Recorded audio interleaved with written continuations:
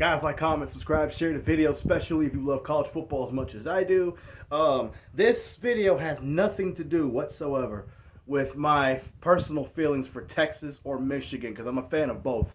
And it has nothing to do with my disdain for Ohio State football, because I'm a Michigan guy. But it does have to do with a lot of facts and a lot of genuine consideration into this game. Let's look at the facts. Texas lost Quinn Ewers. They lost some defensive players, and they lost some offensive players. Most notably, one of their best offensive linemen. That's a lot for Texas to recover from. But they didn't lose any coaches, so that's a plus for Texas. And they're gonna have Arch Manning at quarterback. I think that's actually an upgrade from Quinn Ewers. Quinn Ewers was the starter primarily because of his production at Texas, and again, he played there forever. And he did have a lot of success at Texas, but he also costed his team some games, the games that they lost, and they had some close games because of him. Arch, on the other hand, yeah, he doesn't have the experience, but Quinn didn't either until he got hurt against Alabama a few years ago, and you saw what happened after that. The rest was history. Ohio State now. Oh, also, this game is at Ohio State. It's not in Texas, and it's not a neutral site game, so Ohio State's obviously going to have a home field advantage in this game. Ohio State, let's look at the facts for them. They lost a lot on that team, not just the team, but of that program. Let's start with the defensive coordinator, Jim Knowles for Penn State now. He's no longer with Ohio State. He left for Penn State. Chip Kelly, the offensive coordinator, who I thought did a phenomenal job with Ohio State, left for the Raiders. He's gone. Insert Matt Patricia, a defensive coordinator. I don't think that's a better hire, in my opinion. He was in the NFL, but he did not have a whole lot of success there. He was successful with the Patriots because the Patriots had Tom Brady to win a lot of games for him. His defense was never very good. And we all know what happened with the Lions thing. He didn't win a lot of games there. Not the badmouth him, but I'm just saying I think that was kind of a downgrade in comparison to Jim Knowles. But then again, I mean, any defensive coordinator you hire instead of Jim Knowles is a downgrade, in my opinion. Jim Knowles was amazing at Ohio State. Never beat us, but he did a really good job with everything else. But they lost their quarterback, Will Howard. They lost not one, but both running backs. They lost Quinshawn Judkins and Travion Henderson to the NFL. They lost Omega Ibuka, their receiver. They lost some offensive linemen.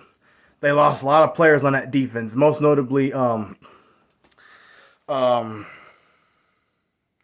was the name of that guy that threw down our flag because he couldn't beat us and ran his mouth a lot before the game?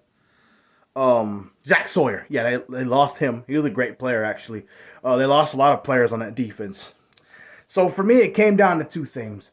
Home field advantage doesn't really mean a whole lot in this game, and I'll tell you why. Ohio State is good at home, but they lose a lot when there's a lot of stuff on the line for them. Ask us about that. We know. They seem to not do very well in those situations. When there's a lot of pressure on them in big games. I know Tennessee was a big game, but Tennessee wasn't very good this past year, let's be honest. Whatever. Playoff system is what helped Tennessee and Ohio State get into the playoffs. Actually, the only reason Ohio State talks about our game doesn't matter because they went on to win the national championship is because of the playoff system. It didn't matter you beat us. Yeah, it did. If this was a 14 playoff, you wouldn't have been anywhere near the playoffs or had a Big Ten championship at all. And didn't have that anyway because of us, but that's besides the point. The point is, when it came down to picking this game, Texas has proven to be excellent in big road games. Alabama 2 years ago dominated them boys. They dominated us last year and planted the flag at our field. We didn't start no fights for that, but hey, I'm just saying. Ohio State, on the other hand, has choked in big games. Where there's not a lot of opportunity to bounce back. I don't think that changes. And I also looked at something else that came off of facts. Texas, what all did they lose? Let's start with Ohio State. What all did they lose? Their best running backs, gone. Their starting quarterback with a lot of experience, gone. They lost a lot of defensive starters and a lot of their coaching staff, gone. Texas, on the other hand, what all did they lose? An offensive lineman. They did lose a few good players offensively. They lost Quinn Ewers, who was very turnover prone, and a few defensive starters. No coaches, though. No, that's it. So who all did they lose that would impact them in this game? So, in my opinion, Texas wins the game.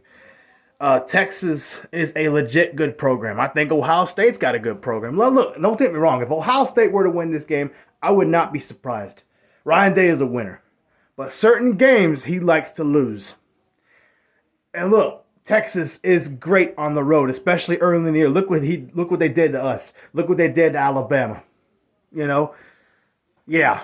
So, in my opinion, Texas wins this game, and it wouldn't matter where this game was played. Again, look, Texas is bringing back more. This reminds me of Georgia versus Clemson a couple of years ago when Trevor Lawrence was gone. Travis Etienne was gone. Several key defensive players were gone. Georgia, on the other hand, was coming back, bringing back most of their players, just like Texas is now. And then, the team that brought back the most pieces won the game. Same thing here. So I got Texas winning.